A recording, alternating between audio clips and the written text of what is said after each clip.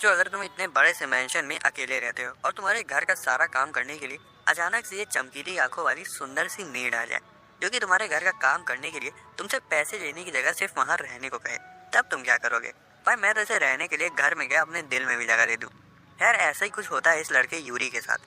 Car accident में अपने parents को खो देने के बाद इसे अपने घर के सारे नौकरों को हटाना पड़ता है।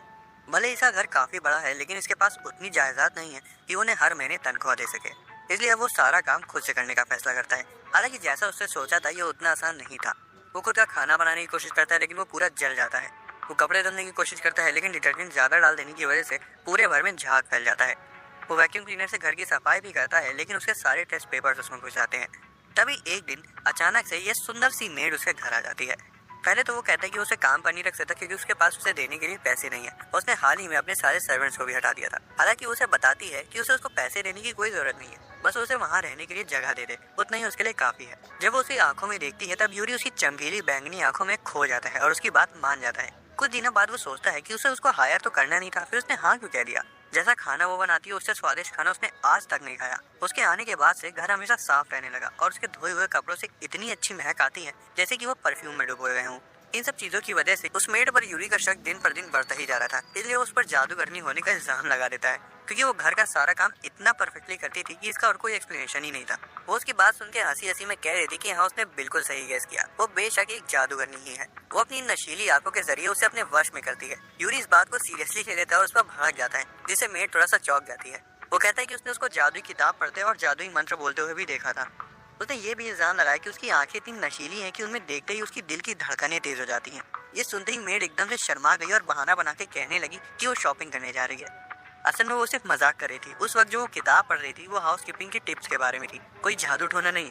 उसे नहीं लगा था कि यूरी उसकी बातों को इतना सीरियसली ले लेगा। यूरी के दिमाग में बस अब एक ही सवाल था कि ये मेड उसके मेंशन में आखिर करना क्या चाहती है। एक दिन जब मेड बैकयार्ड में चादरें सुखाने में बिजी थी तब यूरी उसके सामने आता है और उससे पूछता है कि तुम क्या साजिश कर रही हो। ये सुनकर वो हल्का सा मुस्कुरा देती है जिससे यूरी और गुस्सा आ जाता है। वो कहता है कि तुम हंस क्यों रही हो। वो उसे बताती है कि जब आप मुझे देखते हैं तब बहुत क्यूट लगते हैं। ये सुनकर यूरी और गुस्से में आ गया और कहने लगा कि मैं क्यूट नहीं लगता और तुम जितनी भी क्यूट क्यों ना हो मैं तुम्हारी बातों में नहीं आने वाला। यूरी से बार बार पूछे जा रहा था कि आखिर उसका असली मकसद क्या है, लेकिन मेड बस थोड़ा सा मुस्कुरा कर बोलती है कि मैं अभी आपको नहीं बता सकती। अगले दिन सुबह मेड ने फिर से काफी स्वादिष्ट ब्रेकफास्ट बनाया। यूरी खाने के लिए उसका शुक्रिया अदा करता है और मजे से अपना नाश्ता करता है, लेकिन तभी उसे अपना एक सपना याद आता है जिसमें उसने देखा था कि वो मेड एक चुड़ैल है।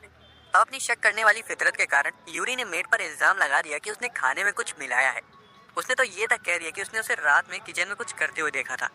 वो ये सब सुनकर फिर से मजाक करते हुए कहती कि हाँ मैंने आपके खाने में लव पोशन मिलाया है। यूरी तुरंत इस बात को सच मान लेता है और सोचने लगता है कि यही वजह थी कि उसका दिल मेड को देखते ही तेजी से धड़कने लगता है और वो उसकी आंखों से अपनी नजरें नहीं हटा पाता। लेकिन असल में बेचारी मेड ने तो कुछ ऐसा किया ही नहीं था। रात में वो तो सिर्फ कुकिंग की प्रैक्टिस कर रही थी। यूरी जो कि खुद की उलझनों में उलझा हुआ था इनोसेंटली मेड से प्रॉमिस लेता है कि वो दोबारा से कभी लव पोशन का यूज नहीं करेगी। बाद में जब वो यूरी को उसके नाम से बुलाती है तब वो कहता है कि तुम मेरा नाम इस तरह से क्यों बोलती हो जैसे कि हम दोनों शादीशुदा हों। ये सुनकर वो कंफ्यूज हो गई और पूछती है कि आपको ऐसा क्यों लगता है। यूरी कहता है कि मेरे पेरेंट्स एक दूसरे को नाम से बुलाते थे और वो एक दूसरे को पागलों की तरह प्यार करते थे। ये बात सुनकर मेड बहुत शर्मा जाती है और फिर से शॉपिंग का बहाना बनाकर वहाँ से चली जाती है। अब यूरी मन बना लेता है कि वो भी उसका नाम पता लगाकर ही रहेगा क्योंकि अभी तक उसे उसका असली नाम मालूम ही नहीं था। उसे एक रेज्यूमे मिलता है जिससे उसे पता चलता है कि उसका नाम लिलित है। उसे जब पता चला कि उसकी मेड का नाम लिलित है तो उसे वो नाम थोड़ा सा अजीब लगा। रात में खाना खाते वक्त जब लिलित उसे यंग मास्टर कहकर बुलाती है तब यूरी हैरान हो जाता है और पूछता है कि तुम मुझे मेरे नाम से क्यों नहीं बुला रही हो। लिलित मुस्कुरा कर पूछती कि क्या आप चाहते कि मैं आपका नाम ज्यादा लेने लगूं। जब यूरी हाँ कहता है तब लिलित कहती कि इसका मतलब तो ये होगा कि हम दोनों एक दूसरे के करीब आ रहे हैं। यूरी तुरंत कहता है कि ऐसा नहीं है, सिर्फ नाम बुलाने का मतलब ये नहीं कि हम एक दूसरे के नजदीक आ रहे हैं। मैं तो वैसे भी तुम्हारे बारे में कुछ नहीं जानता। लिलित ये सुनकर थोड़ा सा उदास हो जाती है, लेकिन तभी यूरी कहता है कि तुम्हें अपने बारे में मुझे और बताना चाहिए, शायद एक दूसरे को जानकर हम भरोसा कर सकें। लिलित ये सुनकर शर्मा जाती है। अगले दिन यूरी का नाश्ता बनाने के बाद लिलित उसे जगाने जाती है। वो उसके लिए नए कपड़े भी लाई थी और कहती है कि उसका नाश्ता तैयार है। यूरी को अब तक लिलित के साथ रहने की आदत लग चुकी थी, फिर भी उसे लग रहा था कि उसमें कुछ तो अजीब बात है। यूरी नाश्ता कर रहा था कि तभी दरवाजे की घंटी बजती है। लिलित दरवाजा खोलने जाती है और एक बॉक्स के साथ वापस आती है जिसमें लेटेस्ट गेमिंग कंसोल रखा हुआ था। यूरी इसे देखकर बहुत एक्साइटेड हो जाता है और लिलित उससे पूछती है कि क्या ये आपको पसंद आया। तब उसे समझ आता है कि लिलित ने उसके लिए खरीदा है। उसे अपने सारे नए कपड़े भी याद आने लगते हैं जो कि उसके पास अचानक से आ गए थे। वो घबरा जाता है और उसके दिमाग में ये सवाल घूमने लगता है कि वो उसे इतनी सारी नई चीजें क्यों दे रही है। वो उसे सवाल पूछता है और उसके जवाब देने से पहले लिलित पर इल्जाम लगा देता है कि वो उसे गिफ्ट के जरिए कंट्रोल करने की कोशिश कर रही है। लिलित शर्माते हुए एक बार फिर से उससे मजाक करती है और कहती कि हाँ यंग मास्टर, आपने बिल्कुल सही समझा। मैं आपको अपना बनाने के लिए तोहफे देकर आपको वश में करना चाहती हूँ। यूरी तुरंत कहते हैं कि तुम्हें मुझे इम्प्रेस करने के लिए ये सब करने की जरूरत नहीं है। तुम्हारे गिफ्ट्स के बिना भी तुम अट्रैक्टिव हो। वो तो ये तक कह देता है कि तुम्हें मुझे वश में करने की जरूरत नहीं है क्योंकि मैं तुम्हें अपना बनाऊंगा। ये सुनते ही लिलित का चेहरा शर्म से पूरा लाल हो जाता है। कुछ देर बाद यूरी स्टडी रूम में अपना काम कर रहा था, लेकिन लिलित बार बार उसके कमरे में आकर दखल दे रही थी। कभी वो उसके लिए पेस्ट्रीज और चाय ला रही थी तो कभी पूछ रही थी कि क्या वो उसकी पेंसिल शार्प कर दे। यूरी इतना इरिटेट हो जाता है कि वो उस पर चिल्ला देता है कि चुप हो जाओ, तुम मेरे काम में दखल दे रही हो। लिली तुरंत माफी मांगती है और कहती है कि मैं तो सिर्फ आपके काम आना चाहती थी। यूरी गहरी सांस लेता है और कहता है कि अब जब तुम यहाँ आ ही गई हो तो अकेले बाहर रह के क्या करोगी, इससे अच्छा तब तक मैं पढ़ाई कर रहा हूँ, तब तक तुम यहीं रहो। यूरी पढ़ाई कर रहा होता है। थोड़ी देर बाद लिली कहती कि मैं 1 मिनट के लिए बाहर जा रही हूँ। उसके गए हुए थोड़ा सा समय हो जाता है, तब यूरी को उस पर शक होने लगता है। यूरी के दिमाग में फिर से वही बात आ जाती है कि कहीं वो कोई चाल तो नहीं चल रही है। हालांकि सच तो कुछ और ही था। लिली तो सिर्फ एक लवारिस बिल्ली को सहलाने के लिए वहाँ गई थी। जब लिली देख लेती कि यूरी उसे देख रहा है तब वो उसे भी बिल्ली को सहलाने के लिए बुलाती है। यूरी कहता है कि हाँ वो भी खेलेगा। फिर लिली तो उससे मजाक करते हुए कहती कि मुझे लगता है कि आप चाहते कि मैं उस बिल्ली की जगह आपको सहलाऊं, है ना। ये सुनकर यूरी एम्बैरेस्ड हो जाता है और कहता है ऐसा नहीं है, उसे बस बिल्लियों से डर लगता है। वो तो ये तक कह देता है कि जब तुम इस बिल्ली को सहलाती हो तब तुम बहुत खूबसूरत लगती हो, लेकिन मैं ये नहीं कर सकता क्योंकि मुझे बिल्लियों से डर लगता है। वो उसे बिल्लियों का डर कम करने में उसकी मदद करने का ऑफर करती है, लेकिन वो कहता है नहीं, मैं ये खुद से सीखूंगा। लिली तो उसे बिल्ली के साथ अकेला छोड़कर चली जाती है ताकि वो अपने डर का सामना कर सके। यूरी ने अपनी पूरी हिम्मत जुटाकर उसको अपने पास बुलाने की कोशिश करी, लेकिन वो उसके लिए काफी मुश्किल था। कुछ देर बाद लिली अपने साथ कैट फूड लेकर आती है और यूरी से उसे खिलाने को कहती है। बिल्ली मजे से अपनी मछली खा रही थी कि तभी एक बड़ा सा बिल्ला वहां आ जाता है। बिल्ली यूरी को उस बिल्ले से बचाने के लिए उसके आगे आ गई। जब यूरी देखता है कि वो बिल्ली उसे बचाने की कोशिश कर रही है तब वो भी उसे बिल्ले से बचाता है। जब तक लिलित वापस आती है तब तक यूरी उस बिल्ली से बॉन्ड बना चुका था। यूरी मॉर्निंग ग्लोरी नाम के फूल की ड्राइंग बना रहा था और लिलित उसके पास आती है और बताती है कि लंच तैयार हो चुका है। जब वो लिलित के हाथों का बना खाना खाता है तो हर बार की तरह उसे उसका स्वाद स्वर्ग की याद दिला देता है। वो सोचता है कि आखिर उस खाने में ऐसी क्या बात है जो उसे इतना टेस्टी बनाती है। वो लिलित उसे खाना बनाने सिखाने को कहता है। वो दोनों किचन में आ जाते हैं और लिलित उसे खाना बनाने का बेसिक सिखाती है। उसे हाथ पकड़कर सब्जियां काटना सिखाती है और पूरा स्ट्यू बनाना बताती है। पूरे कुकिंग प्रोसेस के दौरान यूरी गौर करता है कि लिलित ने स्ट्यू में कुछ अलग से नहीं डाला है। फिर भी जैसे उसने उसका पहला निवाला खाया उसे तुरंत समझ आ गया कि ये स्ट्यू वैसा नहीं है जैसा लिलित बनाती है। दूसरी तरफ लिलित कहती कि ये स्ट्यू हर बार से ज्यादा डिलीशियस बना है। यूरी शक के साथ पूछता कि कहीं तुम इसमें अपना सीक्रेट इंग्रेडिएंट डालना तो नहीं भूल गई। लिलित उसे छेड़ते हुए कहती कि मेरा सीक्रेट इंग्रेडिएंट तो वो प्यार है जो मैं आपके लिए हमेशा रखती हूँ। ये सुनकर यूरी दंग रह जाता है और बोलता है कि तुम इतना प्यार लाती कहाँ से हो, तुम्हारा खाना इतना टेस्टी होता है, घर हमेशा चमकता रहता है और मेरे कपड़े हमेशा परफेक्ट शेप में रहते हैं। लिलित शर्म से लाल हो चुकी थी लेकिन उसकी बातें चुपचाप सुन दी जा रही थी। रात में से वो ड्राइंग मिलती है जो कि यूरी ने सुबह बनाई थी। उसमें लिखा हुआ था कि वो फूल बिल्कुल लिलित की आंखों की तरह खिले हैं। जब यूरी सो जाता है तो वो हर रोज की तरह उसके बिस्तर पर चुपके से आके बैठ जाती है और उसे देखती रहती है। अगले दिन यूरी का स्कूल वापस जाने का वक्त आ गया था और लिलित को छोटी छोटी सी बातों को लेकर उसकी फिक्र हो रही थी। वो उसे पूछती कि क्या आप पक्का चाहते कि मैं आपको स्कूल तक छोड़ने ना जाऊँ। यूरी इंसिस्ट करता है कि नहीं, बस तुम घर का ध्यान रखो। उसके घर से निकलने से पहले लिलित चेक करती कि कहीं उसकी नेक टाई तो लूज नहीं है। उसके बाल ठीक करती है और चेक करती है कि उसके कपड़े एकदम परफेक्ट हो। जब उसने देखा कि यूरी सिर्फ उसकी तरफ घूरे जा रहा है तो वो हंसी मजाक में कहती है कि क्या मैं आपको इतनी पसंद आ गई हूँ कि आपका स्कूल जाने का मन नहीं कर रहा है। यूरी तुरंत कहता है कि हम एक शादीशुदा कपल जैसे लग रहे हैं, मेरी मॉम भी ये सब मेरे डैड के लिए करती थी। ये सुनकर लिलित का चेहरा लाल होने लगता है और वो शर्माते हुए कहती है कि आपको स्कूल के लिए लेट हो रही है। स्कूल में एक नई कैरेक्टर सुकासा की एंट्री होती है। वो यूरी को नोटिस करती है। उसे याद आता है कि उसकी बटलर फुजिसाकी ने बताया था कि उसके पेरेंट्स हाल ही में कार एक्सीडेंट में गुजर गए हैं। उसे याद आता है कि कैसे जब वो छोटी थी और दूसरों से बात करने में हिचकिचाती थी तब यूरी ने उससे बात की। उस वक्त उसे बहुत खुशी हुई थी और अब वो डिसाइड करती है कि वो उससे बात करेगी। दूसरी तरफ घर में लिलित यूरी के बिहेवियर को लेकर थोड़ा सा कंफ्यूज थी। वो सोचती है कि छोटे मास्टर इतने रेजिस्टेंट क्यों हैं। उसे लग रहा था कि यूरी को उसकी कैपेबिलिटीज पर भरोसा नहीं है और शायद अभी भी उसको एक परफेक्ट मेट नहीं मानता है। वो और मेहनत से काम करने का फैसला करती है ताकि वो अपने काम में और परफेक्शन ला सके और यूरी का भरोसा जीत सके। काम करने के बाद वो यूरी को स्कूल लेने चली जाती है। उसे पता था कि वो उसे वहाँ देखकर गुस्सा आ जाएगा, लेकिन आखिर वो उसकी मेड है और उसका ध्यान रखना उसकी जिम्मेदारी है। दूसरी तरफ यूरी डिसाइड करता है कि वो अपने आप घर जाएगा। वो जा ही रहा होता है कि तभी वो देखता है कि लिलित वहाँ उसे लेने आई है। वो गुस्सा हो जाता है क्योंकि वो उसे कह कर आया था कि वो उसे स्कूल ना लेने आए। दूसरी तरफ सुकासा उसे देख लेती है और उसको बुलाने वाली होती है, लेकिन वो उसे एक मेड के पास जाते देख लेती है। वो एक पेड़ के पीछे जाके छिप जाती है और सुनती है कि यूरी अपनी मेड को डांट लगा रहा है। वो तो तब शॉक हो जाती है जब उसे सुनाई देता है कि वो किसी स्पेशल टाइप की रिलेशनशिप के बारे में बात कर रहे हैं।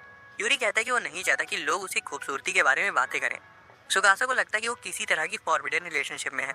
वो यही जानकर इतना एक्साइटेड हो जाती है और दोनों की रिलेशनशिप के बारे में इतना मग्न हो जाती है कि उसे ये तक पता नहीं चलता कि फुजिसाकी उसके पीछे खड़ी है।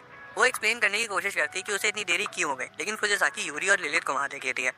हमें पता चलता है कि फुजिसाकी और लिलित एक दूसरे को जानती थी। अब एक दिन यूरी स्कूल से घर आता है लेकिन लिलित वहाँ नहीं होती। पहले तो वो बहुत खुश हो रहा था कि अब वो पूरा दिन मस्ती करेगा। वो जंक फूड खाता और काउच पर बैठकर कॉमिक्स पढ़ता है। दूसरी तरफ लिलित असल में अपने यंग मास्टर के लिए रात का खाना बनाने के लिए सामान लेने आई थी, लेकिन जो उसकी डिश का मेन इंग्रेडिएंट था वो पूरी मार्केट में कहीं नहीं मिल रहा था। वो दूसरी डिश बनाने की जगह इंग्रेडिएंट्स खरीदने के लिए दूसरे कस्बे चली जाती है। इस दौरान यूरी गौर करता है कि लिलित को काफी देर हो गई है। उसे इसकी चिंता होने लगती है और वो सोचने लगता है कि वो कहाँ निकल गई होगी कि उसे आने में इतनी देर हो रही है। वो नोटिस करता है कि लिलित के ना होने की वजह से घर कितना सूना सूना सा लग रहा है। उसके चेहरे पर चिंता साफ नजर आ रही थी। वो उसे कॉल भी करने की कोशिश करता है, लेकिन वो अपना फोन घर पर ही भूल गई थी। दूसरी तरफ लिलित को जो इंग्रेडिएंट्स खरीदने थे वो उसे मिल गए थे, हालांकि काफी देर हो चुकी थी और ट्रेन्स भी इंस्पेक्शन की वजह से डीले थी। उसे भी चिंता होने लगती क्योंकि वो अपना फोन मेंशन में ही भूल गई थी और यूरी को कांटेक्ट नहीं कर सकती थी। उसी वक्त फुजिसाकी, जो कि सुकासा की मांगा खरीदने आई थी, लिलित को वहां देख लेती है और उसे घर तक राइड ऑफर करती है। जब वो घर आती है तो देखती है कि यूरी काउच पर दुबक कर बैठा हुआ है। वो उसे तुरंत लेट होने के लिए और उसे कांटेक्ट ना करने के लिए माफी मांगती है। यूरी कहते हैं कि तुमने मुझ पर कोई जादू टोना कर दिया है। वो कहता है कि जब वो स्कूल से आया और वो उसे वहाँ पर नहीं मिली तब वो बहुत उदास हो गया। वो आगे कहता है कि मुझे इसी से समझ आ गया कि तुमने मुझ पर कोई जादू किया है, क्योंकि उसे घर में आने से पहले वो अकेले होने के बावजूद बिल्कुल ठीक रहता था, लेकिन अब जब वो उसके साथ नहीं होता तो उसे अकेलापन महसूस होता है। अपनी आंखों में आंसू भरे हुए यूरी कहता है कि उसने पक्का उस पर कोई जादू कर दिया है, क्योंकि अब वो उसके बिना नहीं रह सकता। उसके बाद वो उसे कसम खाने को कहता है कि अब से वो उसे बिना बताए कहीं नहीं जाएगी। लिलित को पता था कि उसके यंग मास्टर उस पर बहुत नजदीक से नजर रखते हैं।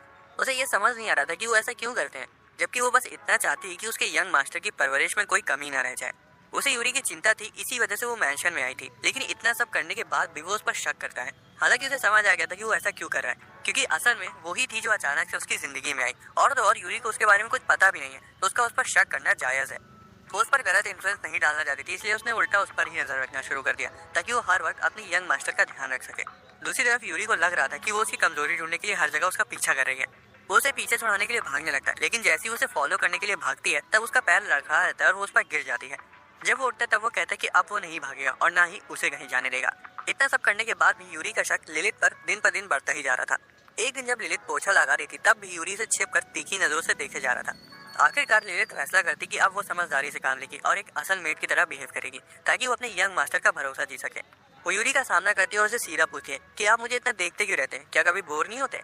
यूरी कहता है कि मैं तुम पर शक करता हूँ और मैं तुम्हारे किसी भी जालसाजी वाले प्लान में फंसने नहीं वाला, और रही बात तुम्हें देखते हुए बोर होने की, तो मैं तुम्हें बिना बोर हुए पूरी जिंदगी देख सकता हूँ। लिलित को ये सब बात सुनकर बुरा लग रहा था कि वो चाहे जितनी भी कोशिश कर ले यूरी के करीब आने की, वो सब फेल होती दिख रही थी। उसका दिल उदास हो गया कि वो अपने यंग मास्टर के दिल तक नहीं पहुंच पा रही है। वो अपने कमरे में बैठकर सोच रही थी कि अब वो क्या करे, कि तभी उसे एक आइडिया आता है। वो यूरी से उसके साथ टाइम स्पेंड करने को कहती है। वो बोलती है कि वो साथ मिलकर खूब मजे करेंगे। वो चेस खेलते हैं और उसे पता चलता है कि खाली यही गेम था जो उसके पापा ने उसे सिखाया था। खेलते खेलते यूरी अपनी पास्ट की मेमोरीज शेयर करने लगता है। वो बताता है कि उसके पेरेंट्स काफी अच्छे और मेहनती लोग थे और उनके साथ बिताए हुए कुछ कीमती पल उसके लिए प्राइसलेस है। यूरी की बातें सुनकर लिलित खड़ी हो जाती है और कहती है कि वो जब चाहे उसके साथ खेल सकता है। वो चेस खेलना जारी रखते हैं और पता ही नहीं चलता कि कब रात हो गई। हालांकि फिर भी यूरी बार बार एक और राउंड खेलने को कहे जा रहा था। एक दिन जब यूरी स्कूल से आता है तब लिलित को उसका बिहेवियर थोड़ा अजीब सा लग रहा था। वो काफी शांत था और सीधा अपने रूम में चला गया। अब यंग मास्टर का मूड थोड़ा ऑफ लग रहा था, इसलिए लिलित उसके लिए पुडिंग बनाती है। उसे लग रहा था कि यूरी हर बार की तरह पुडिंग देखकर उस पर टूट पड़ेगा और कहेगा कि वो उसे पुडिंग किसी मकसद से खिला रही है। हालांकि इतनी शिद्दत से पुडिंग बनाने के बावजूद उसे वैसा रिएक्शन नहीं मिलता जिसकी वो उम्मीद कर रही थी, क्योंकि जब उसने यूरी को पुडिंग दी तब वो सिर्फ थैंक्स बोलकर अंदर चला गया। वो शॉक हो जाती है क्योंकि ये पहली बार था कि उसके यंग मास्टर ने उस पर जरा सा भी शक नहीं किया। वो उसे फॉलो करने लगती है, ये सोचकर कि वो उस पर फिर से जालसाजी का इल्जाम लगाएगा, लेकिन ऐसा कुछ नहीं होता। लिलित को चिंता होने लगती है कि क्या उन्होंने उसे देखा नहीं, या फिर उसे इग्नोर कर दिया, या वो उसमें इंटरेस्टेड ही नहीं है। ये सारे सवाल उसके दिमाग को खाए जा रहे थे कि तभी उसके यंग मास्टर अपने रूम से एक पेपर लेकर बाहर आते हैं और वो घबरा जाती है, क्योंकि उसे लग रहा था कि वो उसे भी दूसरे सर्वेंट्स की तरह निकालने जा रहा है। हालांकि असल वो पेरेंट्स टीचर मीटिंग की नोटिस थी, जिसमें पेरेंट्स को टीचर से मिलने के लिए स्कूल जाना होता है। यूं शर्माते हुए कहता है कि उसे उम्मीद है कि वो आएगी। ये सुनकर लिलित को काफी रिलीव्ड महसूस होता है और वो खुशी से उसकी रिक्वेस्ट मान जाती है। हालांकि यूरी चाहता था कि वो स्कूल में मेड यूनिफॉर्म की जगह नॉर्मल कपड़े पहन कर आए, क्योंकि उसके स्कूल के टीचर काफी स्ट्रिक्ट हैं। लिलित अलग अलग कपड़े ट्राई करती है, लेकिन उसका कोई भी कपड़ा उसके मास्टर के ऑर्डर के हिसाब से फिट नहीं बैठ रहा था, जिससे वो नाराज हो जाती है। स्कूल में यूरी देखता है कि दूसरे बच्चों के पेरेंट्स आ चुके हैं और वो सोचता है कि लिलित कहाँ रह गई, क्योंकि अभी तक उसे आ जाना चाहिए था। वो उदास हो ही चुका था कि तभी लिलित फुजिसाकी के साथ वहाँ आ जाती है। असल में उसके पास स्कूल में पहनने के लिए कोई भी ढंग के कपड़े नहीं थे, इसलिए उसे फुजिसाकी से कपड़े बोरो करने पड़े थे। उसे देखते ही यूरी बहुत खुश हो जाता है। घर जाते वक्त वो स्कूल आने के लिए लेट कर शुक्रिया अदा करता है और बोलता है कि उसे नहीं पता है कि वो उसके वहाँ होने से कितना खुश था। कुछ दिन बाद यूरी मेंशन के हॉलवे के आगे पीछे भाग रहा था और जब लिलित पूछती है कि वो क्या कर रहा है तब वो बताता है कि वो स्पोर्ट्स डे के लिए तैयारी कर रहा है और हॉल रेस की प्रैक्टिस के लिए परफेक्ट है। वो कहती है कि वो उसके लिए चीयर करके उसकी प्रैक्टिस में मदद करेगी। हालांकि जब वो चीयर कर रही थी तब वो गौर करती कि उसके मास्टर प्रैक्टिस नहीं कर रहे, और जब वो पूछती कि वो प्रैक्टिस क्यों नहीं कर रहे, तब यूरी कहता है कि वो इतनी क्यूट लग रही थी कि वो उस पर से अपनी नजरें नहीं हटा पाया। उसके बाद उसे स्पोर्ट्स डे के दिन आकर उसके लिए चीयर करने को कहता है और लिलित तुरंत मान जाती है। एक दिन स्कूल के बाद यूरी लिलित के बनाए स्नैक्स को एंजॉय कर रहा था। वो कहता है कि तुम कितनी अच्छी हो कि स्नैक बाजार से खरीदने की जगह तुमने अपने हाथों से बनाए। वो देखता है कि उसने कोई सी बुक पकड़ रखी है। जब वो उससे उसके बारे में पूछता है तो वो बताती है कि ये बुक स्पोर्ट्स डे की ट्रेनिंग पर बेस्ड है। वो उसकी स्पोर्ट्स डे की ट्रेनिंग में हेल्प करना चाहती थी। ये सुनकर यूरी बहुत खुश था कि अब ना वो केवल उसे सपोर्ट करेगी बल्कि उसे ट्रेनिंग भी देगी। वो उसे दिल से शुक्रिया कहता है। उसी दिन से वो अलग अलग स्पोर्ट्स की ट्रेनिंग करना शुरू कर देते हैं। ट्रेनिंग करने के बाद वो बिस्तर पर जाके पसर जाता है और सोचने लगता है कि ट्रेनिंग करना कितना थकावटी काम है। लिली कहती है कि वो उसे मसाज देगी ताकि वो कल सुबह बिना किसी दर्द के उठे। जब वो उसके सूजे हुए पैरों की मसाज कर रही थी तब लिलित कहता है कि तुम कितनी अमेजिंग हो, मुझे नहीं पता था कि तुम्हें इतनी अच्छी मसाज देनी आती है। उसे फिर से लिलित पर शक होने लगता है और वो कहता है कि कहीं वो फिर से उस पर कोई जादू तो नहीं कर रही है। हालांकि लिलित कहती है कि उसे पता है कि अपने मास्टर को अच्छा कैसे महसूस कराना है। यूरी कहता है कि ये तो नाइंसाफी है, मुझे भी बताओ कि मैं तुम्हें कैसे अच्छा महसूस करा सकता हूँ। लिलित अपने यंग मास्टर की बातें सुनकर शर्म से लाल हो गई। अगले दिन यूरी हर रोज से जल्दी उठ जाता है और पूरा तैयार होकर हॉलवे में चल रहा होता है कि तभी वो देखता है कि किचन की लाइट खुली हुई है। वो देखता है कि लिलित उससे भी पहले की जागी हुई है और काम कर रही है। वो देखता है कि वो उसके स्पोर्ट्स डे के लिए लंच बना रही है। बाद में लिलित स्कूल जाने से पहले उसे अलविदा कहती है और जाने से पहले यूरी उसे कहता है कि वो स्पोर्ट्स डे के लिए कुछ भी जो उसे कंफर्टेबल लगे वो पहन सकती है। स्पोर्ट्स डे शुरू हो जाता है और पहला गेम रस्साकसी का था। कुछ टीममेट्स यूरी से कहती है वो कमजोर है तो अगर हो सके तो कम से कम बस रस्सी को पकड़ कर रखे। पीछे हटने की जगह यूरी उनसे कहता है कि वो देखे रहे कि कहीं उनके हाथ से रस्सी न छूट जाए। सुकासा जो कि ये सब देख रही थी काफी इंप्रेस हो जाती है कि यूरी कितना कॉन्फिडेंट बन गया है। उसी वक्त वो सुनती है कि लिलित अपने मास्टर के लिए चीयर कर रही है। उसे समझ आ जाता है कि यूरी उसी की वजह से इतनी हाई स्पिरिट में है, इसलिए वो उसका हौसला बढ़ाने का फैसला करती है। वो उसके पास आती है और कहती है कि उन्हें एक टीम की तरह काम करना चाहिए और अपना बेस्ट देना चाहिए। वो रस्साकसी का कंपटीशन जीत जाते हैं। यूरी बाद में सुकासा को बताता है कि वो सिर्फ इसलिए जीतना चाहता था ताकि वो लिलित के चेहरे पर आई मुस्कान को देख सके। लिलित यूरी के पास आती है और उसे जीत की बधाई देती है और कहती है कि वो बहुत कूल लग रहा था। यूरी उसे थैंक्स बोलता है। सुकासा उन्हें देखकर सोचती है कि वो दोनों साथ में कितने क्यूट लगते हैं। उसके बाद वो चारों साथ में बैठकर खाना खाते हैं। सुकासा और फुजिसाकी को लिलित का बनाया हुआ खाना काफी पसंद आता है। जब सुकासा कहती है कि लिलित वाकई बहुत अमेजिंग मेड है तब यूरी अचानक से शांत हो जाता है। लिलित यूरी से पूछती कि क्या हुआ। इस पर यूरी उससे पूछते कि क्या उसे परेशानी नहीं होती। वो उसके लिए सुबह इतनी जल्दी उठी, घर की सफाई की और तो और उसके लिए खाना भी बनाया, ऊपर से उसके स्पोर्ट्स इवेंट में भी आई। लिलित कहती है बिल्कुल नहीं, मुझे आपके लिए काम करके खुशी मिलती है।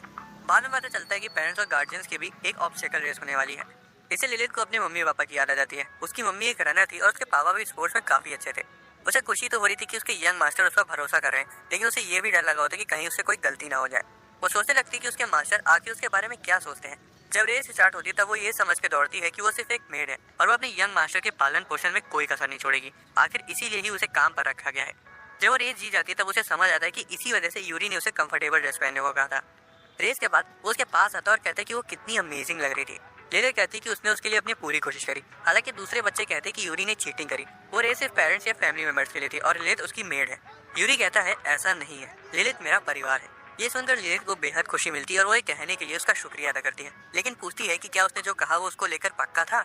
यूरी कहता है कि उसे अपनी कही बात पर पूरा यकीन है। वो उसके लिए एक मेड से बढ़कर है। जब वो खुश होती है तो उसे भी खुशी मिलती है। वो फिर से उस पर इल्जाम लगाने लगता है कि वो उसके इमोशंस को कंट्रोल कर रही है। अगले दिन लिलित खाना बनाने के लिए सब्जियां खरीदने आई थी। वो एक पत्ता गोभी खरीदती और सोचती कि आज वो चिकन गोभी का सूप बनाएगी। तभी मौसम खराब हो जाता है। दूसरी तरफ यूरी अपनी किताब पढ़ रहा होता है और तभी बाहर जोरों की बिजली कड़कती है। वो देखता है कि बारिश शुरू हो गई और उसे लिलित की चिंता होने लगती है। उसी वक्त बाहर से लिलित की आवाज आती है कि वो आ गई है। वो तुरंत भागकर बाहर जाता है और देखता है कि वो पूरी भीग चुकी है। यूरी फौरन अपने रूम से टॉवल लेकर आता है और उसे देता है। वो उसे ऑर्डर देता है कि जाके तुरंत नहाओ, नहीं तो तुम्हें ठंड लग जाएगी। वो इतना सीरियस था कि लिलित उसे चिढ़ाने से खुद को रोक नहीं पाई और कहने लगी कि क्या आप मेरे साथ नहाएंगे। हालांकि उसका जवाब सुनकर उल्टा वही शर्मा गई, क्योंकि यूरी ने कहा था कि उसे इतना बेसब्र नहीं होना चाहिए। वो साथ में तभी नहाएंगे जब उनकी शादी हो जाएगी। अगली सुबह वो अपने यंग मास्टर के लिए कॉफी लेकर आती है। यूरी कॉफी का पहला घूंट पीते ही उसे थूक देता है क्योंकि उसमें नमक पड़ा हुआ था। असल में लिलित ने धोखे से नमक को चीनी समझ लिया था। उसे उस पर शक होने लगता है, या फिर हम ये कह सकते हैं कि उसे लिलित की चिंता होने लगती है। इसे उसे घर भर में फॉलो करता है। लाइब्रेरी में अचानक से लिलित पर एक बुक गिर जाती है। उसकी नाक से खून आने लगता है। यूरी घबरा जाता है और उसे समझ नहीं आ रहा था कि वो क्या करे। लिलित कहती है अरे ये तो कुछ नहीं है और खून पोंछकर फिर से साफ सफाई में जुट जाती है। यूरी उसे रोकता है, उसका टेम्परेचर चेक करता है। उसका माथा बुखार की वजह से तप रहा था। उसे तुरंत उसके रूम में ले जाता है और बिस्तर पर लेटा देता है। लिलित उठ जाती है और रोने लगती है कि अगर यूरी ने डॉक्टर को बुला लिया तो वो कहीं उसकी गैर मौजूदगी की वजह से किसी और मेड को ना हायर कर ले। यूरी उसे विश्वास दिलाता है कि वो उसके बदले किसी को भी नहीं रखेगा और ना ही उसे अपना साथ छोड़ने देगा। वो रात भर आराम करती है और अगले दिन फिर से कामकाज में जुट जाती है। काम करते वक्त वो खुद से वादा करती है कि वो कल के काम की मुआवजा भरने के लिए आज पूरा दिल से काम करेगी। तभी यूरी उसके बगल में आके खड़ा हो जाता है, उसकी खिड़की साफ करने में मदद करने लगता है। लिलित उससे कहती कि आप ये क्या कर रहे हैं। उसे लग रहा था कि उसके बीमार होने की वजह से यूरी को रात में काफी काम करना पड़ा होगा। वो उसे रोकने की कोशिश करती है, लेकिन यूरी कहता है कि वो उसकी मदद करना चाहता है और ये उसका लिलित के साथ ज्यादा समय बिताने का एक तरीका है। लिलित ये सुनकर खुश हो जाती है और वो मैसन की साफ सफाई करना जारी रखते हैं। जब सारा काम खत्म हो जाता है तब यूरी सुकासा की हेलोवीन पार्टी में जाने के लिए एक कॉस्ट्यूम चुनता है। वो एक सेज बनने का डिसाइड करता है और लिलित से उसकी छड़ी के ऊपर लगने वाली मणि को चुनने को कहता है। उसके बाद वो लिलित की कॉस्ट्यूम चुनते हैं, जो कि पार्टी में जाने के लिए काफी एक्साइटेड थी। पार्टी में यूरी ने सेज की कॉस्ट्यूम पहन रखी थी तो वहीं लिलित ने ड्रैगन की। सुकासा कहती है कि तुम दोनों एकदम क्यूट कपल्स की तरह लग रहे हो। वो उसके मेंशन में घुसते हैं, जहाँ पूरा घर खाने पीने और हेलोवीन की डेकोरेशन से सजा हुआ था, जिससे हमें पता चलता है कि सुकासा कितनी ज्यादा अमीर है और उसकी देखभाल के लिए कितने सारे लोग लगे हुए हैं। अब सुकासा ने प्रिंस की कॉस्ट्यूम पहनी हुई थी, यूरी ने सेज की और लिलित ने ड्रैगन की। तो सुकासा को लग रहा था कि अब बस एक प्रिंसेस की कमी है, इसलिए उसकी मेड फुजिसाकी को ले जाती है और उसे खूबसूरत सी प्रिंसेस की तरह सजा कर ले आती है। वो खूब सारी फोटोज खींचते हैं और दिन खत्म होने के बाद एक दूसरे को अलविदा बोलते हैं। अगले दिन स्कूल के बाद सुकासा यूरी को घर जाते हुए देख लेती है। वो यूरी से उसके लिए रुकने को कहती है और उसे वो एनवेलप देती है जिसमें उनकी फोटोज थी। उसमें वो उसकी और लिलित की मुस्कुराते हुए फोटो देखता है। उसे देखकर यूरी को घर जाने की जल्दी मचने लगती है। जैसे ही वो दरवाजा खोलता है वो देखता है कि लिलित उदास है और उसने उसके आते ही अपने पीछे कुछ छिपाया भी है। उससे पूछता है कि वो क्या छिपा रही है। यूरी कहता है कि मुझे लग रहा था कि अब तुम पर शक करना बंद कर देना चाहिए, लेकिन मैं बिल्कुल गलत था। लिलित उस वक्त कुछ नहीं कहती और बस चुपचाप वहाँ खड़ी रहती है। खाना खाते वक्त पहली बार यूरी को उसका बनाया हुआ खाना भी बेस्वाद लग रहा था। आखिर लिलित ने बात करना शुरू करी और कहा कि क्या उसे याद है जब उसने पहली बार उसका बनाया हुआ खाना खाया था, जो कि उस पर शक करने के बावजूद भी उसे बहुत अच्छा लगा था। वो मुस्कुराती और कहती कि ये आखिरी बार है जब उसे देख रहा है, क्योंकि उसे वापस बुला लिया गया है। यूरी गुस्सा और दुखी दोनों हो जाता है। उसे रोकने की कोशिश करता है, ये क्या करे कि उसने वादा किया था कि वो तब तक उसके साथ रहेगी जब तक वो उसकी मिस्ट्री का पता नहीं लगा लेता। लिलित रोने लगती है और लेटर को फेंक देती है और कहती है कि वो हमेशा अपने यंग मास्टर के साथ ही रहेगी। अगले दिन यूरी की क्लास में टीचर सभी बच्चों को ग्राफ को कलर करने को कहती है। सुकासा नोटिस करती है कि यूरी ने पूरे ग्राफ को पर्पल रंग से रंगा है। क्लास के बाद यूरी पेड़ के नीचे जाके बैठता है और तभी सुकासा उसके पास आती है और पूछती कि क्या वो क्लास में हुए असाइनमेंट को लेकर उदास है। यूरी कहता है कि वो स्कूल में हर रोज सिर्फ लिलित के बारे में सोचता रहता है और वो इस बात को लेकर चिंता में है। सुकासा ये सोचकर ही शर्माने लगती कि वो किसी लड़की के बारे में सोच रहा है। वो आगे बताता है कि जब भी उसकी नजरें उस पर पड़ती हैं उसका दिल जोरों से धड़कने लगता है। सुकासा कहती कि वो ये जो महसूस कर रहा है उसे ही प्यार कहते हैं। वो पूछती है कि वो असल में किन किन बातों को लेकर चिंता में है, जिस पर वो तुरंत कहने लगता है कि उसका स्वादिष्ट खाना, और जब भी वो उदास होती तब खुद ब खुद वो भी उदास हो जाता है। वो इस कंक्लूजन पर आते हैं कि शायद वो बीमार हो चुका है। सुकासा उसके एक्सप्लेनेशन और कंक्लूजन दोनों को सुनकर तंग रह जाती है और फ्रस्ट्रेट हो जाती है कि वो इतनी सिंपल सी चीज नहीं समझ पा रहा कि वो उससे प्यार करता है। घर जाते वक्त यूरी खुद से पूछ रहा था कि आखिर प्यार होता क्या है। लिलित उसका स्वागत करती है और उसे थोड़ा सा छेड़ती है, लेकिन हर बार से बिल्कुल अलग वो बिना शर्माए चुपचाप उसके बगल से गुजर जाता है। लिलित दोबारा से ट्राई करती है, लेकिन वो उसे फिर से अनदेखा कर देता है। वो एक और बार ट्राई करती है और इस बार वो उसे कहती कि आप थक गए होंगे, क्या आप खाना खाएंगे या बांट लेंगे या फिर मुझे लेना पसंद करेंगे। लिलित को लगता है कि शायद उसने कुछ ज्यादा ही बोल दिया, लेकिन फिर भी यूरी का कोई रिस्पॉन्स नहीं आता। वो उससे पूछती है कि कहीं उसकी तबीयत तो खराब नहीं है। यूरी उसे बताने की कोशिश करता है, लेकिन एंड वक्त पर रुक जाता है। अगले दिन स्कूल में वो सुकासा से इस बारे में बात करता है। सुकासा ये जानकर काफी खुश होती है कि यूरी अपनी फीलिंग्स के बारे में बात करना चाहता है, इसलिए वो उसे अपने घर बुलाती है। घर में वो उसे अपनी मम्मी से मिलवाती है, जो कि उसका खुले दिल से स्वागत करती हैं। लिलित ने सुकासा के लिए कुकीज भी भिजवाई थी, जो कि उसे बहुत पसंद आती हैं। सुकासा यूरी से पूछती कि क्या वो लिलित को भी टी पार्टी में बुला ले। हालांकि यूरी को डर था कि कहीं लिलित उसे छोड़कर सुकासा के मेंशन में काम न करने लगे। सुकासा कहती कि उसे लगता है कि लिलित यूरी के साथ बहुत खुश है और वो सोचती है कि उनका रिश्ता काफी मजबूत है। असल में यूरी को लग रहा था कि अगर लिलित सुकाशा के लिए काम करेगी तो वो ज्यादा पैसे कमाएगी और खुश रहेगी। यूरी खुद पर सवाल करने लगता है कि क्या वो लिलित को कभी खुश रख भी पाएगा। सुकासा के थोड़ी देर समझाने के बाद वो अच्छा महसूस करता है और फिर वो उसे कई सारी रोमांटिक बुक्स देती है ताकि वो अपनी फीलिंग्स को अच्छे से समझ सके। जब वो घर आता है तब लिलित उसका स्वागत करती है। यूरी कुछ देर वहीं खड़ा उसे घूरता रहता है। वो थोड़ा सा कंफ्यूज हो जाती है कि उसके मास्टर उसे घूरे क्यों जा रहे हैं। तभी अचानक से यूरी मुस्कुराता है, ये सोचकर कि अच्छा है कि लिलित उसके साथ खुश है। जिसमें सभी को एक ऐसी ड्राइंग बनानी थी जो किसी चीज या इंसान की असली फितरत दिखाए। यूरी ने सोचा कि वो लिलित की तस्वीर बनाएगा और इस असाइनमेंट को पूरा करते हुए वो उसकी असली रूप को दिखाने की कोशिश करेगा। पहली बार उसने लिलित की एक तस्वीर बनाई, लेकिन जब उसने लिलित को दिखाया तो उसे लगा कि वो उस तस्वीर से खुश नहीं है, इसलिए उसने वापस से शुरू से बनाने का फैसला किया। लिलित ने उसकी पहली तस्वीर की तारीफ भी करी, पर यूरी ने कहा कि उस तस्वीर में लिलित की वो खूबसूरती, नजाकत और अंदाज नहीं दिख रहा था जो वो दिखाना चाहता था। उसने कई बार कोशिश करी, पर हर बार उसे लगता कि कुछ कमी रही जा रही है। दिन भर लिलित के बारे में सोच सोचकर उसकी नींद उड़ चुकी थी। लिलित ने उसे सुलाने के लिए दूध पिलाया, उसके लिए सॉफ्ट म्यूजिक भी बजाई, लेकिन कुछ काम नहीं आया। आखिर में जब वो उसके साथ सोई तभी यूरी चैन की नींद को पाया। भाई मैं तो चाहूंगा कि मेरे सारे सब्सक्राइबर्स को ऐसी ही वाइफ मिले, तो जिसने सब्सक्राइब नहीं किया है वो कर लो, क्या पता मेरी कही बात सच हो जाए। अगली सुबह यूरी उठकर पूरी तरह से रिफ्रेश महसूस कर रहा था। वो कहता है कि कल रात मुझे बहुत अच्छी नींद आई। लिलित पूछती कि क्या आपको कल रात का कुछ याद है? यूरी कहता है हाँ, मैंने एक सपना देखा जिसमें मेरी माँ लोरी गा रही थी, वही लोरी जो तुम मुझे सुलाने के लिए गाती हो। यूरी उस दिन और भी ज्यादा मन लगाकर उसकी तस्वीर बनाने में जुट गया। उसने लिलित से कहा कि वो आज रात फिर से उसके साथ सोए, क्योंकि वही है जिसकी वजह से वो चैन से सो पाया था। कुछ दिन बाद उसने अपनी ड्राइंग कंप्लीट कर ली और समय पर क्लास में दिखा दी। क्लास के सामने वो सभी से कहता है कि लिलित उसकी फैमिली का एक जरूरी हिस्सा है। उसकी ड्राइंग इतनी अच्छी थी कि उसने स्कूल के ड्राइंग कॉम्पिटिशन का अवार्ड भी जीत लिया। उस रात यूरी एक सपना देखता है जिसमें एक पर्पल बालों वाली लड़की थी। सपने में उसने उस लड़की के लिए एक फूलों की अंगूठी बनाई। जब वो उसके पास जाकर उसका चेहरा देखने ही वाला था, तभी उसे लिलित की आवाज सुनाई देती है, जो कह रही थी कि मास्टर उठ जाइए, सुबह हो गई है। यूरी ने अपनी आंखें खोली और तब तक वो सपने वाली लड़की गायब हो चुकी थी और लिलित का प्यारा चेहरा उस लड़की के चेहरे की जगह आ गया था, जैसे कि वो दोनों इंसान एक ही हों। यूरी से पूछते कि वो आज काम क्यों करे, जबकि आज तो उसका छुट्टी का दिन था। लिलित समझाती है कि छुट्टी के दिन भी सुबह की जिम्मेदारी निभाना उसका फर्ज है। नाश्ता करने के बाद वो अपने कपड़े बदलने चली जाती है और यूरी अपनी स्टडी रूम में बुक्स और असाइनमेंट से अपना मन बहला रहा था। लिलित उसकी स्टडी रूम में आती है और बताती है कि वो अपनी छुट्टी बिताने के लिए बाहर जा रही है। जैसे यूरी से देखता है, उसकी पेंसिल उसके हाथ से फिसलकर जमीन पर गिर जाती है। मैरून रंग की ड्रेस में लिलित इतनी खूबसूरत लग रही थी कि वो एक पल के लिए दंग रह गया। उसके मन में एक अजीब सा डर बैठ गया कि शायद लिलित इतनी सुंदर इसलिए तैयार हुई है क्योंकि आज उसका किसी के साथ डेट का प्लान है। लिलित फिर उससे पूछती कि कहीं उसे उसके बाहर जाने से कोई दिक्कत तो नहीं है, जिस पर यूरी कहते हैं कि एक मास्टर का फर्ज बनता है कि वो अपने सर्वेंट्स को उनका पर्सनल टाइम दे। लिलित उसकी बात सुनकर वहां से चली जाती है। रास्ते में उसे बहुत अच्छी सी खाने की महक आती है। वो सुगंध का पीछा करते हुए एक बेकरी तक पहुंचती है। वहाँ वही पेस्ट्रीज, स्वीट्स और ब्रेड रखी हुई थी जो यंग मास्टर को काफी पसंद थी। वो यूरी के लिए उन्हें खरीदना चाहती थी। रास्ते में वो दो छोटे बच्चों को देखती है जिनका उम्र का फर्क लगभग यूरी और लिलित के जैसा लग रहा था। बच्चे दौड़ रहे थे और मजे कर रहे थे। जब वो कैफे में पहुंच जाती तो उसे यूरी के बारे में सोचकर चिंता होने लगती है कि कहीं उसने समय से खाना खाया होगा या उसे कहीं अकेले रहने में कोई दिक्कत तो नहीं हो रही होगी। तभी फुजिसाकी वहां आ जाती है और उसके सामने आकर बैठ जाती है। वेट्रेस को ऑर्डर देने के बाद वो उस बारे में बात करते हैं जिसके लिए वो आज मिले थे। वो दोनों बातचीत करना शुरू करते हैं और धीरे धीरे बात लिलित की अपने यंग मास्टर के लिए कभी न खत्म होने वाली चिंता पर आ जाती है। लिलित फुजिसाकी से पूछती है कि क्या कभी उसने सुकासा के लिए इतनी चिंता करी है, जिस पर फुजिसाकी तुरंत मना कर देती है। असल में लिलित को उसका और सुकासा का रिश्ता देखकर जलन होती है, क्योंकि उसे लगता है कि उसका सुकासा का रिश्ता उसके और यूरी के रिश्ते से बहुत गहरा है। लिलित खुलकर कहती कि वो यंग मास्टर के लिए अपना दिल अब तक पूरी तरह से खोल नहीं पाई है और इस बात को लेकर वो चिंता में है। तभी अचानक से लिलित को कुछ रियलाइज होता है। वो कहती कि फुजिसाकी खुद कितना बदल चुकी है। कहाँ मेड स्कूल में सबसे बेकार स्टूडेंट हुआ करती थी, तो वहीं अब वो इतनी प्यारी और रिस्पॉन्सिबल केयरटेकर बन चुकी है।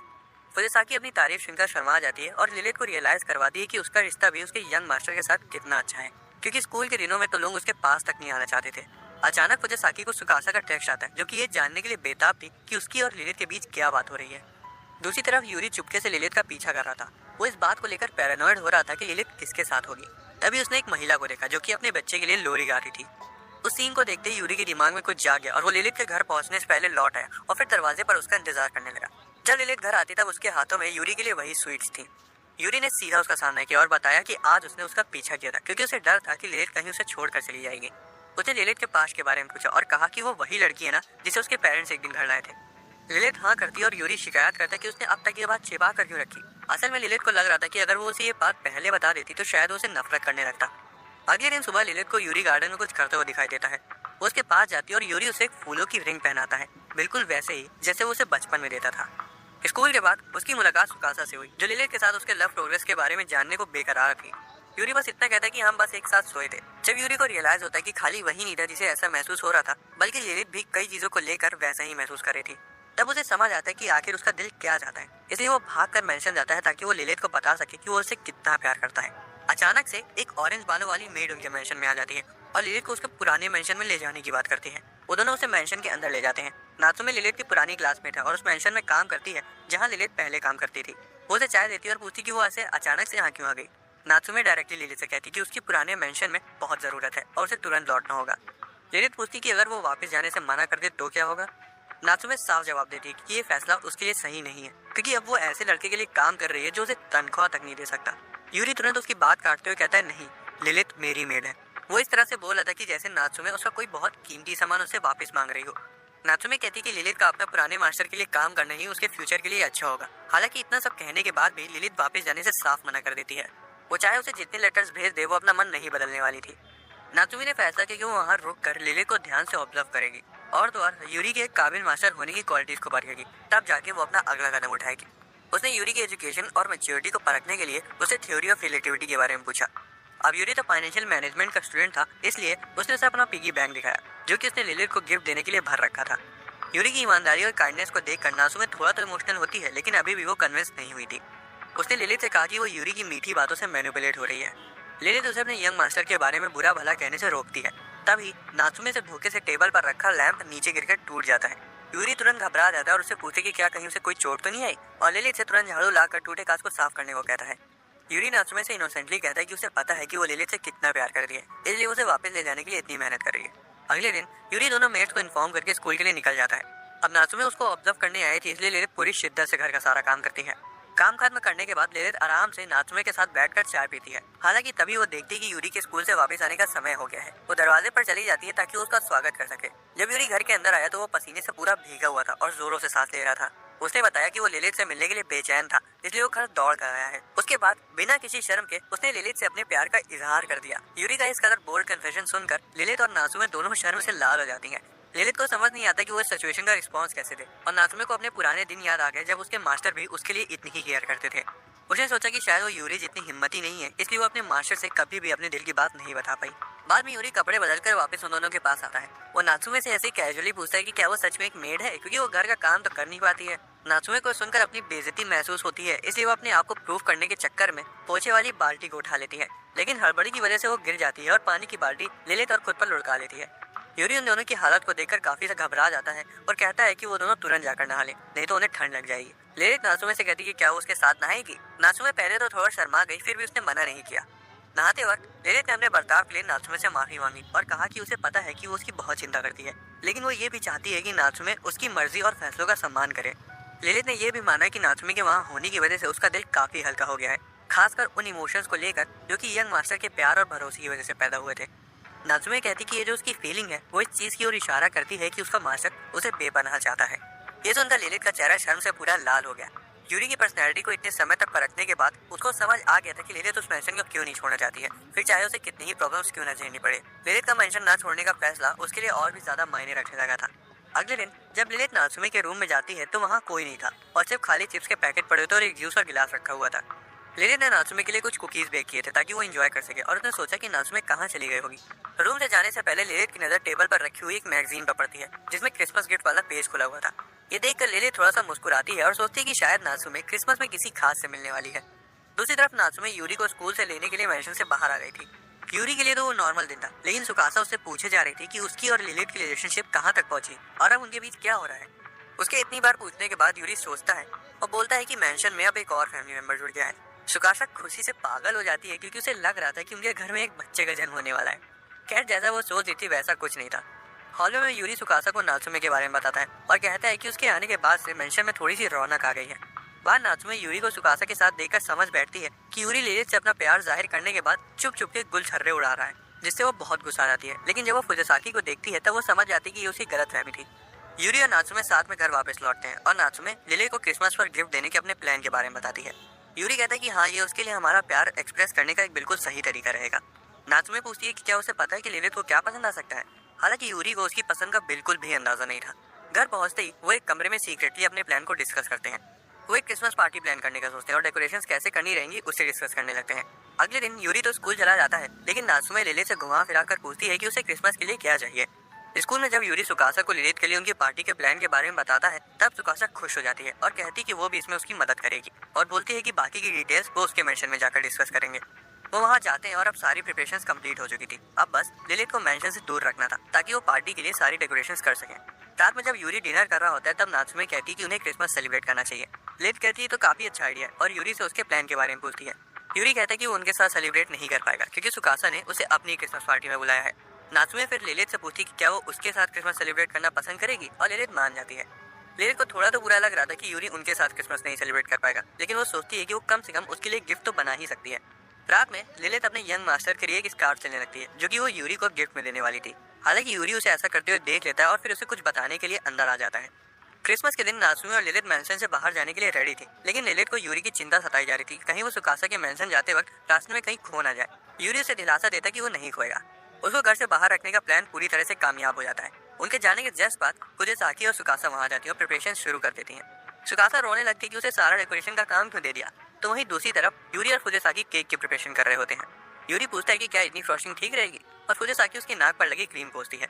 वो कहती है कि सुकासा जब भी किचन में काम करती है तो ऐसे ही चीजें अपने ऊपर लगा लेती है, इसलिए उसे इसकी आदत लग चुकी है। यूरी कहता है कि उसे सुकासा और फुजिसाकी के रिश्ते को देखकर जलन होती है। फुजिसाकी शर्मा जाती है और तभी दरवाजे से सुकासा उन दोनों की फोटो खींच लेती है। फुजिसाकी उसे कैमरा ले लेती है। सुकासा रोने लगती है कि वो दोनों तो यहाँ मजे कर रहे हैं और उसे वहाँ सारी डेकोरेशन अकेले करनी पड़ रही है। फुजिसाकी कहती है कि अच्छा ठीक है, फिर तुम केक पर स्ट्रॉबेरी लगा दो। इस दौरान नात्सुमे लिलित को डिस्ट्रैक्ट नहीं कर पा रही थी, इसलिए वो थोड़ा सा घबरा रही थी। लिलित पूछती कि क्या हुआ, कोई परेशानी है क्या तुम्हें, लेकिन वो कहती है कुछ नहीं और हड़बड़ा कर गिर जाती है। वो पार्क में जाकर बैठते और नात्सुमे अपनी नाक से खून पोंछती है। लिलित उसे माफी मांगती है, कहते हुए कि शायद उसका किसी से मिलने का इरादा था और वो लिलित ने उसके साथ आकर खराब कर दिया। नात्सुमे और घबरा जाती है और कहती है कि जैसा वो सोच रही है वैसा बिल्कुल भी नहीं है। और फिर सारी गलतफहमी दूर हो जाने के बाद वो लोग क्रिसमस अच्छे से एंजॉय करते हैं।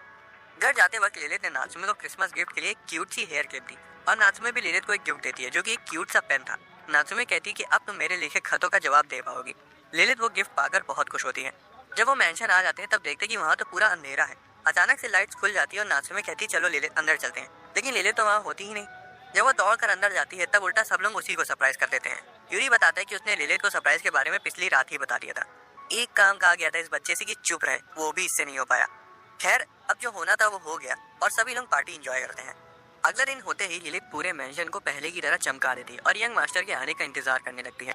तभी मेंशन के सामने एक ब्लैक कार आके खड़ी हो जाती है। एक सूट पहना हुआ आदमी उसमें से उतरता है और मेंशन की घंटी बजाता है। लिलित दरवाजा खोलती है और अपने पुराने मास्टर को वहाँ देखकर दंग रह जाती है।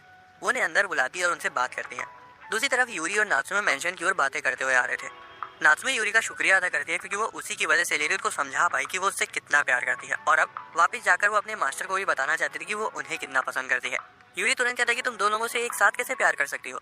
नात्सुमे कहती है बेवकूफ, लिलित वाला प्यार और मास्टर वाला प्यार एक दूसरे से बिल्कुल अलग है और हो सकता है कि जल्दी उसे भी ये समझ आ जाएगा। इतना कहकर वो मेंशन की तरफ वापस जाने लगते हैं। इस दौरान मेंशन में लिलित अपने पुराने मास्टर को चाय देती है और वो उससे पूछते हैं कि यहाँ तुम्हारी जिंदगी कैसी चल रही है। पहले तो लिलित उनसे माफी मांगती कि वो उन्हें और उनके मेंशन को छोड़ आई। फिर वो पूछती कि कहीं यहाँ आने का लेना देना तुम्हारे पास्ट से तो नहीं है। लिलित कहती हाँ, आपने बिल्कुल सही समझा। जब मेरे माता पिता खत्म हो गए थे तब मैंने अपना घर भी खो दिया था। जब मेरे पास जाने के लिए कोई जगह नहीं थी तब यूरी के पेरेंट्स ने मुझे उम्मीद दी और रहने के लिए अपने घर और अपने दिल दोनों में जगह दी। उसी के पेरेंट्स की तरह यूरी ने भी उसकी आंखों में खूबसूरती देखी। सही उम्र में उसने एक बोर्डिंग मेड स्कूल में दाखिला लेने का फैसला किया ताकि वहाँ से ग्रेजुएट होने के बाद वो उनके लिए काम करके उनका कर्ज चुका सके। लेकिन जब वो ओल्ड मास्टर के काम के लिए आसान हुई ही थी कि तभी उसे खबर मिली कि यूरी के माता पिता कार एक्सीडेंट में खत्म हो गए हैं। उस वक्त उसने यूरी के बारे में सोचा कि उसे भी उतना ही अकेलापन महसूस हो रहा होगा जितना उसे बचपन में हुआ था। ये कहानी सुनते ही उसके पुराने मास्टर को समझ आ गया कि वो वहाँ क्यों रुकी है। उनकी बातचीत खत्म होने वाली ही थी कि तभी यूरी और नात्सुमे वहाँ आ जाते हैं। नात्सुमे अपने मास्टर को देखते ही शर्मा जाती है क्योंकि उसे पता था कि वो उसे लेने आए हैं। लिलित यूरी को बताती कि वो उसके पुराने मास्टर हैं। यूरी तुरंत लिलित को बचाने की कोशिश करता है और कहता है कि वो अब लिलित को नहीं ले जा सकते। वो यूरी को ऐसा करते हुए देखकर मुस्कुराते हैं और एश्योर करते हैं कि वो लिलित को नहीं ले जाएंगे। वो नात्सुमे का ख्याल रखने के लिए लिलित का शुक्रिया अदा करते हैं और फिर नात्सुमे को अपने साथ लेकर चले जाते हैं। जाने से पहले वो नीचे झुककर यूरी से लिलित का ध्यान रखने को कहते हैं और फिर वो दोनों वहाँ से चले जाते हैं। उनके जाने के बाद लिलित और यूरी साथ बैठकर डिनर करते हैं। वो उनके लिए थोड़ा सा ऑकवर्ड हो गया था क्योंकि वो काफी समय बाद अकेले बैठकर खाना खा रहे थे। कुछ देर बाद लिलित यूरी से पूछती कि क्या वो उसके साथ कहीं बाहर जाना पसंद करेगा। यूरी को लगता है कि वो उसके साथ डेट पर चलने के लिए पूछ रही है। अगले दिन वो साथ में बाहर जाते हैं। रास्ते में यूरी उसकी ड्रेस की तारीफ करता है और लिलित शर्म से पूरी लाल हो जाती है। वो अपनी भावनाओं को बहने से रोक लेती है और उसे एक कैफे ले जाती है। वो दोनों काफी देर तक बातें करते हैं। कुछ देर उसे देखने के बाद यूरी हिम्मत जुटाकर उसे अपने साथ एक स्पेशल जगह चलने को कहता है। वो उसे अपने माता पिता की कब्र के पास ले जाता है और पहले वहाँ न आने के लिए उनसे माफी मांगता है क्योंकि उसके पास वहाँ अकेले आने की हिम्मत नहीं थी। वो लिलित के बारे में भी उन्हें बताता है। जाने से पहले लिलित धीरे से उनका शुक्रिया अदा करती है और कहती कि अब उन्हें यूरी की चिंता करने की कोई जरूरत नहीं है। शहर लाइट से चमक रहा था और बर्फ भी गिरने वाली थी। यूरी उस रोशनी में लिलित की खूबसूरती को देखता रह जाता है। लिलित उसे नोटिस कर लेती है और पूछती कि वो उसे क्यों देख रहा था। वो कहता है कि वो बहुत खूबसूरत लग रही थी। वो उसका हाथ पकड़ता है और कहता है लिलित, मैं तुमसे बहुत प्यार करता हूँ। तुम्हारे साथ बिताया हुआ हर एक पल मुझे दिल से खुशी देता है। लिलित इस कन्फेशन को सुनने के बाद ब्लश करने लगती है। वो उससे पूछती है कि वो उसके लिए किस तरह का प्यार फील करता है और वो शायद अभी उसका कन्फेशन का जवाब भी ना दे पाए। लिलित कहती है कि जब उसे समझ आ जाएगा कि वो उसके लिए किस तरह का प्यार महसूस करता है तब वो उसके पास ही रहेगी और तब